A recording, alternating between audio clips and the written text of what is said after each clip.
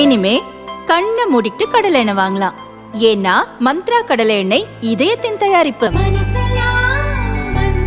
பிள்ளையர்களை விரட்ட ஒற்றை விரலால் ஓங்கி அடிப்போம். வாக்களிப்பீர் இரட்டை இலக்கு.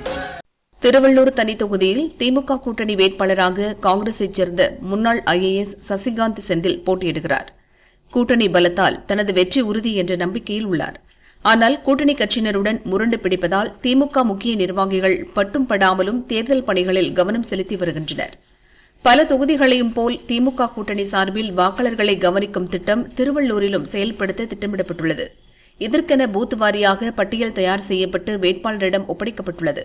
ஆனால் தன்னால் வாக்காளர்களை கவனிக்க இயலாது என்று கூறி சசிகாந்த் கைவிரித்துள்ளார். இது திமுக தலைமை கவனத்துக்கு கொண்டு செல்லப்பட்டுள்ளது.